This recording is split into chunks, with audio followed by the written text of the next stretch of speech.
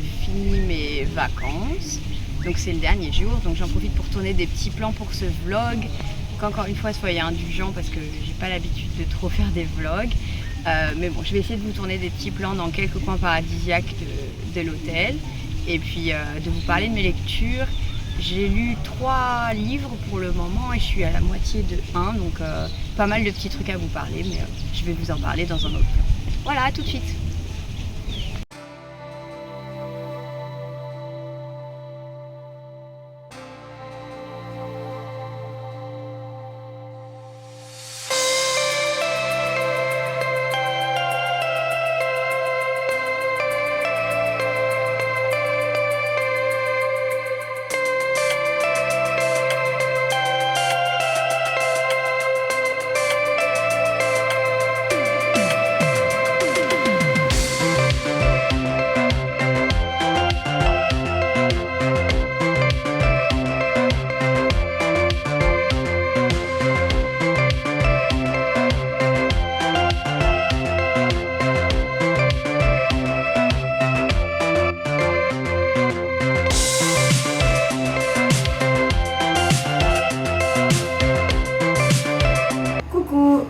Je vous fais un petit plan du balcon pour vous parler de tous les animaux qu'on a pu voir ici, donc ça c'était vraiment chouette. Donc déjà il y a plein d'iguanes partout, donc vous allez voir des photos, je vais vous mettre plein de photos des iguanes qu'on a vues. Ils font un peu leur star, c'est marrant, ils s'arrêtent pour qu'on les prenne en photo. On a même vu un qui s'est fait pourchasser par des oiseaux, c'était marrant. Donc on a vu pas mal d'iguanes, après on a vu des ratons laveurs, c'est ça, des ratons laveurs. Enfin comme roquettes dans le Gardien de la Galaxie. Je vais vous mettre une petite vidéo, mais ils étaient trop mignons. Bon, évidemment, ils cherchent à manger, donc ils fouillaient dans les poubelles.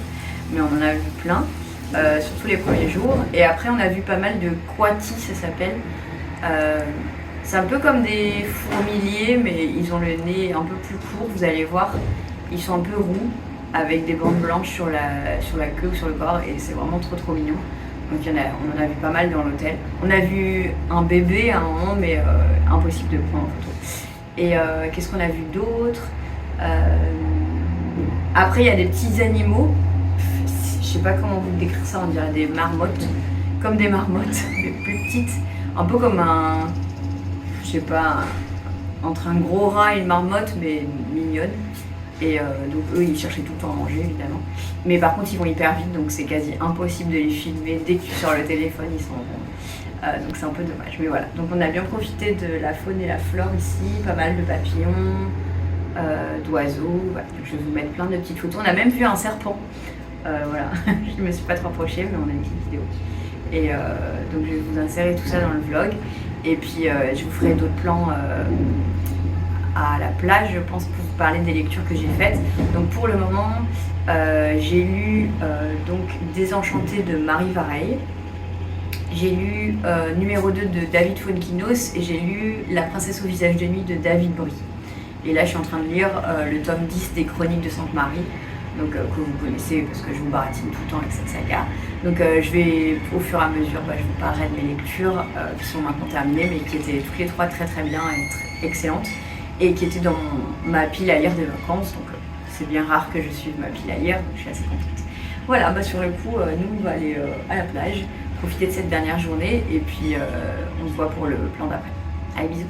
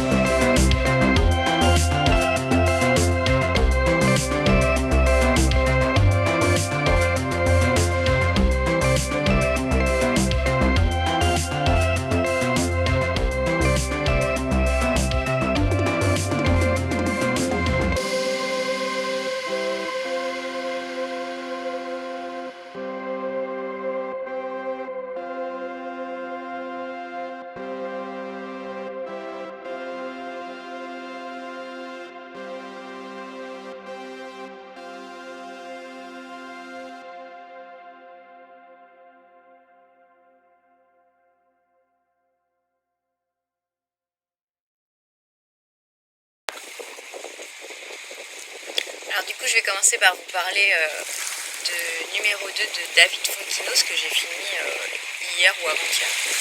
Et j'espère que vous m'entendez suffisamment parce qu'on entend le bruit des vagues, ce qui est agréable, mais je ne sais pas si vous m'entendez bien. C'était vraiment une très très bonne lecture, j'ai vraiment beaucoup aimé ce roman. Du coup, j'ai ramené ma liseuse pour le voyage, j'ai ramené aucun livre en physique et c'est bien pratique d'ailleurs. Moi j'ai une Kobo, je sais pas si vous avez une liseuse, mais n'hésitez pas à investir dans une Kobo, c'est vraiment pratique pour vos voyages. Donc numéro 2 en fait de David Fonkinos, on suit Martin ou Martine, c'est un jeune garçon qui a 10 ans et qui va être repéré pour le casting de Harry Potter pour jouer le rôle de Harry et qui va terminer en 2e place du coup face à Daniel Radcliffe, et comme on connaît tous la vraie histoire, c'est pas lui qui va être choisi. Et en fait on va suivre l'histoire de Martin ou Martine parce qu'il est franco-britannique, donc en fonction de l'accent. On va suivre du coup Martin qui vit très très mal cet échec. Enfin, il était très petit, il avait vraiment une dizaine d'années, quoi, comme Daniel Radcliffe. Et ça s'est joué à vraiment pas grand chose. Il a été très très bon pendant les essais, pendant les castings et tout. Et limite, il était mieux pour le rôle d'Harry Potter. Et Daniel Radcliffe a eu un petit coup de pouce de Maggie Smith, celle qui joue McGonagall, on va dire. Et du coup, il se retrouve dans une situation où il est encerclé par Harry Potter, encerclé par les gens qui adorent les livres, encerclé ensuite par la sortie du film, la sortie de tous les films. C'est une grosse saga, on a tous à peu près grandi avec, si vous êtes dans la même tranche d'âge que moi. Et en fait, on va suivre Martin qui va développer une très forte anxiété, beaucoup de troubles sociaux, psychologiques suite à cet échec. Et en fait, tout le livre, on va voir Martin qui grandit et qui galère en fait avec ses soucis, qui galère avec la société. Il n'arrive pas à s'intégrer parce que tout le monde lui parle d'Harry Potter, donc ça devient vraiment un gros tabou. Pour lui, ça lui fait des crises de panique. Et en fait, on va essayer de le voir, lui qui essaie de se débrouiller, de grandir et d'apprendre à vivre en essayant de s'ostraciser de cette vague Harry Potter qui ne finit jamais finalement pour lui. Et c'est une très très belle histoire, très dure. Il y avait des passages assez difficiles, on voit que Martin il galère clairement avec sa santé mentale. Donc finalement c'est un roman sur la santé mentale. Mais c'était très intéressant, j'ai pas pu m'arrêter de lire. Je pense que je l'ai lu en 2 fois. Ça se lit très bien, je crois qu'il fait à peu près 250 pages, donc c'est pas très gros. Et c'est parfait pour l'été, ça nous replonge dans la saga Harry Potter, il y a quelques petites anecdotes qui sont sympas. Évidemment tout est inventé, alors ce garçon a existé mais tout est inventé après. Et franchement c'était une très très chouette lecture, je vous la recommande. Et, moi ça m'a beaucoup plu pour les vacances. C'était pas léger, parce que c'était la santé mentale, mais c'était page turner et forcément ça parle d'Harry Potter, donc c'est agréable. Donc voilà pour cette première lecture.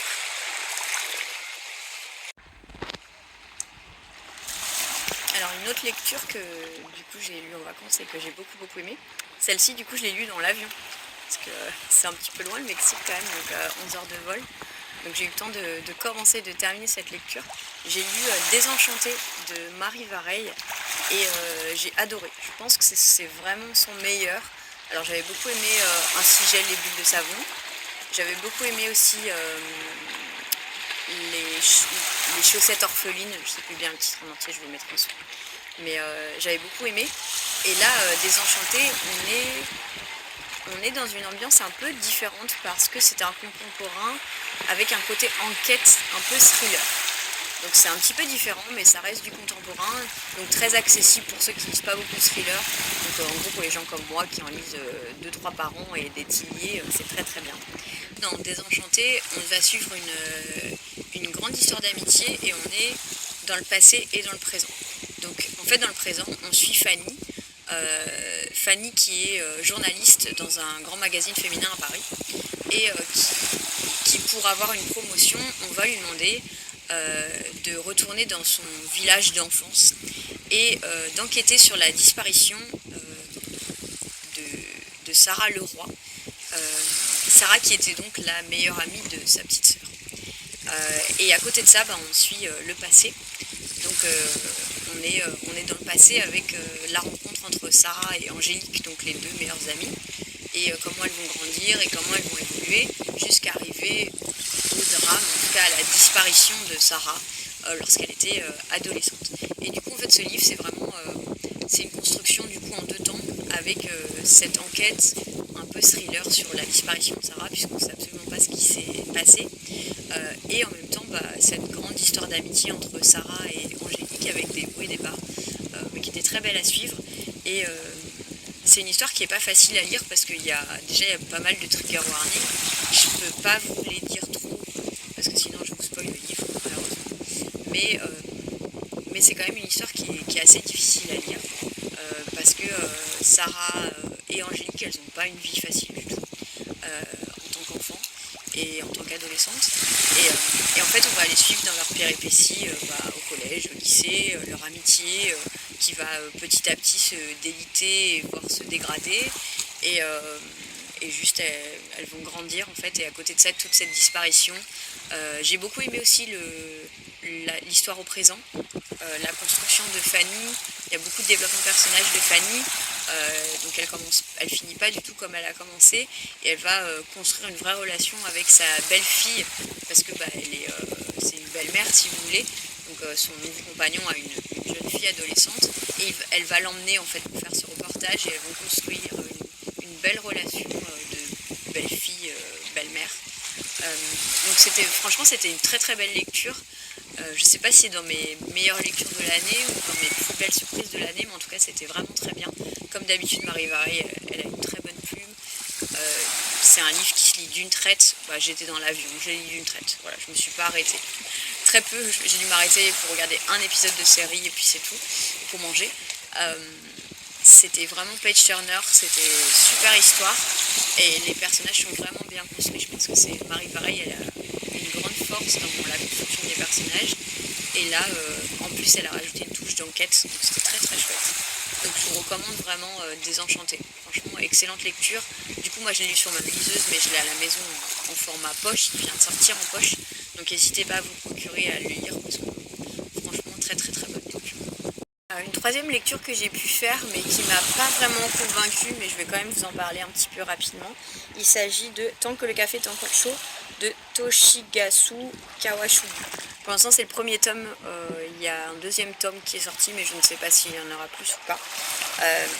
En fait ce qui m'attirait dans cette histoire c'est qu'on avait un côté un peu contemporain / science-fiction puisque en fait on est au Japon dans un petit café et en fait dans ce café si on s'assoit à une place particulière et qu'on respecte certaines règles on peut retourner dans le passé à l'époque qu'on veut exactement à cette place et donc avoir des conversations avec des personnes disparues ou non essayer de changer en tout cas de creuser plus parce que le présent ne sera jamais changé, ça fait partie des règles. Donc forcément, on va dire que c'est assez limité. J'ai eu un peu de mal avec cette histoire. Alors, c'est construit sous forme de comme 4 novellas. Donc en fait, on suit 4 histoires de personnages différents. On est tout le temps situé dans ce café, donc on va voir en fil rouge rapidement la vie de certains personnages qui travaillent dans ce café. Mais pour les personnages, c'est des gens qui viennent. Hein. Donc 4 histoires différentes. J'ai eu un peu de mal avec ce livre parce que je me suis pas du tout attachée au personnage, à personne, quasi à personne. Donc chaque petite histoire est différente mais je trouve qu'elle n'est pas assez creusée. C'est un livre qui est tout court, qui doit faire je sais pas 120, 130 pages et donc chaque petite nouvelle doit faire 30-40 pages maximum et du coup je trouve que comme souvent avec le format novella, on n'a pas le temps de s'attacher au personnage ni de creuser vraiment sa personnalité. Je trouvais que c'est resté très en surface, je ne me suis pas du tout attachée. Alors c'est ce que je recherche quand je lis personnellement, c'est vraiment les personnages. On est plus ici dans un roman un peu ambiance un peu japonaise. Et même si la culture japonaise m'intéresse, ici j'ai trouvé que c'était un peu sec, un peu en surface. Et j'ai pas vraiment aimé l'écriture ou les descriptions. Le style était vraiment, c'était pas pour moi. c'était pas mauvais, mais c'était pas pour moi. Je vais avoir du mal à vous expliquer, mais c'était un peu dry, sans sentiment. Voilà. Et quand ils essayaient de mettre des sentiments, je trouvais que ça sonnait faux. Donc je pense tout simplement que cet auteur n'est pas pour moi. Donc j'ai pas vraiment aimé cette lecture. C'était pas désagréable, mais franchement, après la première histoire, je me suis posé la question, est-ce que je continue? Du coup j'ai lu la deuxième histoire, je me suis reposé la même question. Et puis comme c'était tout court, je me suis dit, allez, tu le finis. Mais j'ai pas spécialement passé un très bon moment. C'était une lecture gros bof. Enfin, bof. C'était pas mauvais, mais je continuerai pas, je lirai pas le tome 2. Et surtout, on m'a dit que le tome 2 était moins bien que le tome 1. Donc, clairement, je vais pas lire le tome 2. Mais je suis quand même contente d'avoir lu un livre d'un auteur japonais parce que je pense que c'est pas la première fois, mais c'est quand même assez rare chez moi que j'aille vers des lectures asiatiques, en tout cas japonaises, qui ne sont pas des mangas. Donc voilà, je suis contente de l'avoir lu, mais ça restera pas incroyable. Et celui-là, je vous le conseille pas.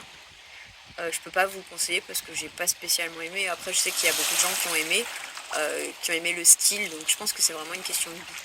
Mais voilà, malheureusement, ça l'a pas fait pour moi.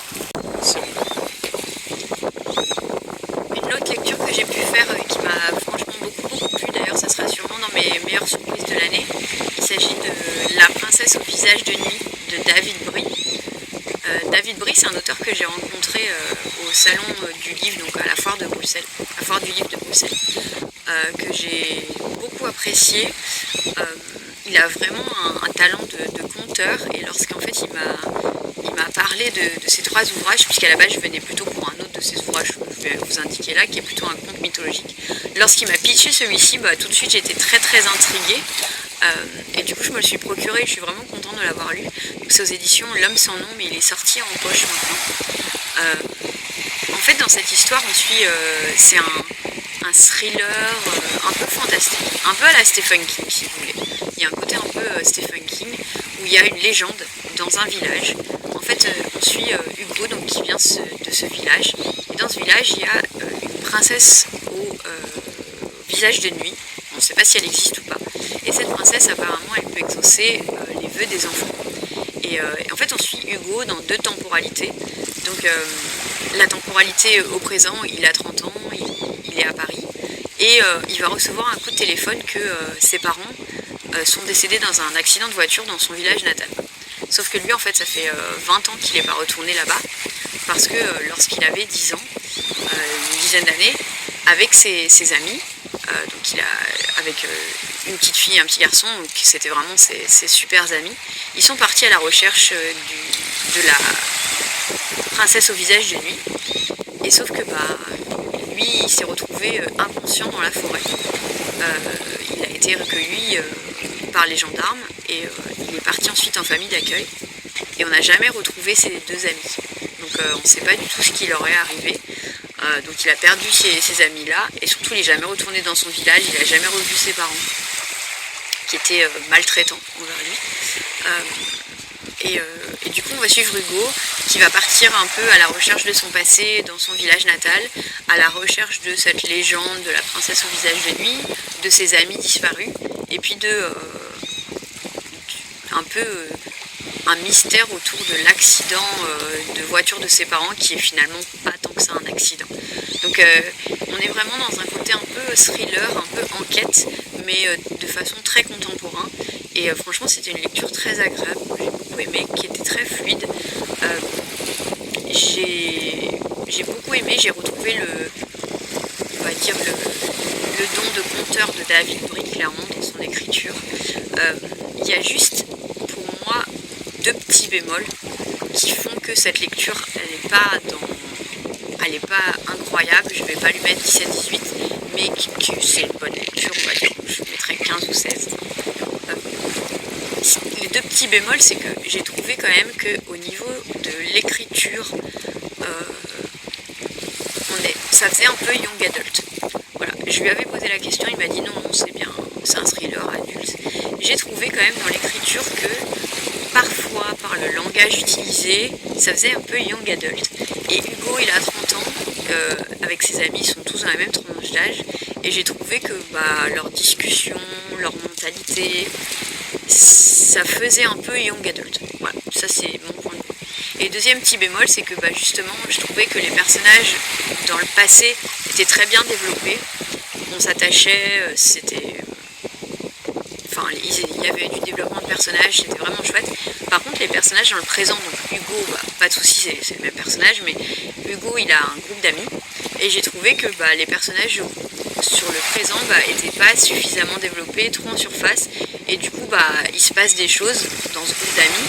Et comme on ne s'y attache pas spécialement, ça paraît moins réaliste, moins palpable. Et du coup, ça m'a un petit peu moins plu. Voilà.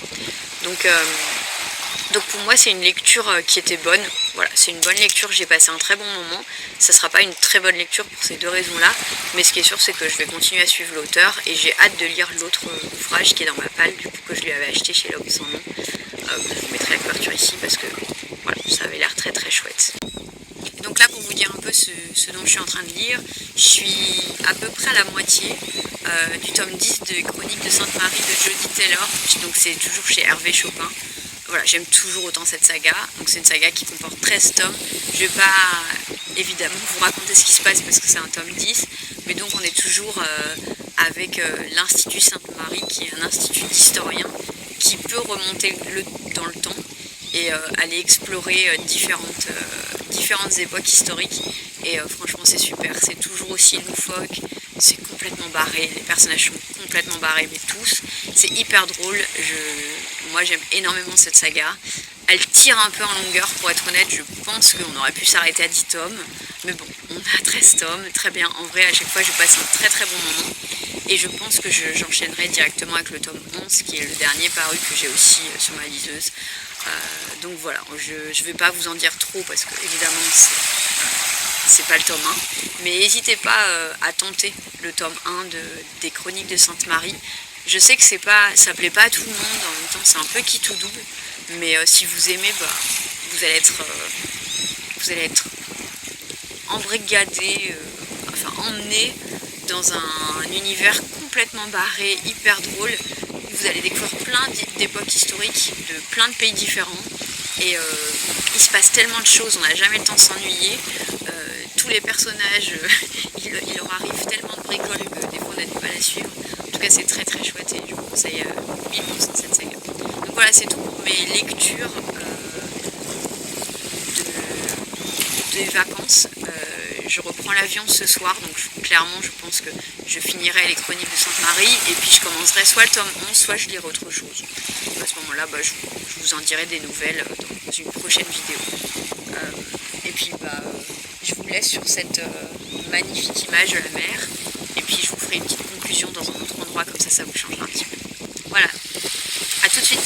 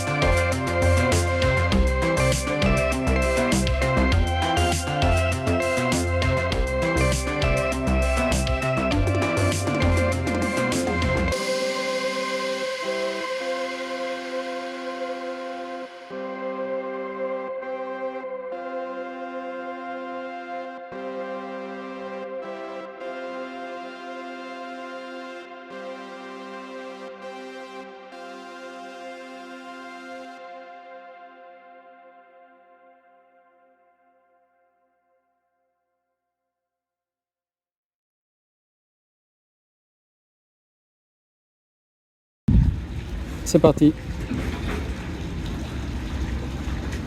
On arrive à la conclusion de ce petit vlog au Mexique. J'espère que ça vous a plu, que vous avez pu voir quelques images avec de beaux paysages. J'espère que chez vous il fait beau. J'apprends un peu le retour là à Bruxelles. Mais bon, apparemment il fait beau. Moi en tout cas j'ai passé de très belles semaines de vacances et aussi de lecture. Parce que j'ai quand même lu 3 livres. Un où j'en suis à la moitié. Donc c'est quand même un chouette bilan. J'ai réussi à suivre plus ou moins ma pile à lire, donc ça c'est très chouette. Et puis ça m'a remis dans un très bon rythme de lecture, donc ça c'est vraiment bien. J'ai vraiment passé de chouettes moments. J'espère que vous avez pu voir ça à travers quelques plans. Et c'est marrant parce qu'il y a un iguane juste là qui me regarde. En vrai ici il y a plein d'animaux, c'est vraiment hyper chouette et hyper agréable, ça change des chiens et des chats. Sur ce, je vais vous souhaiter de très belles lectures. J'espère que vous avez l'opportunité ou la chance de partir en vacances bientôt. En tout cas, parce que ça fait toujours du bien de se déconnecter un peu. Et puis sur ce, je vous fais des bisous et je vous dis à la prochaine pour une future vidéo. Du coup, cette vidéo, ça sera mon bilan du mois de mai, puisque je suis restée quand même 2 semaines ici. Et avant, j'avais pas lu grand chose. Donc, comme ça, vous avez un bon gros bilan. Et vous verrez du coup dans les prochaines vidéos sûrement une nouvelle pile à lire, celle de l'été, juin, juillet, août, avec encore de nouvelles vacances. Et puis peut-être que je vous ferai un petit top de lecture à lire en vacances par exemple. Voilà, si ça peut vous plaire. Sur ce, je vous fais de gros bisous. N'hésitez pas à me mettre un commentaire, ça fait toujours plaisir. Aussi, je ne l'ai pas fait.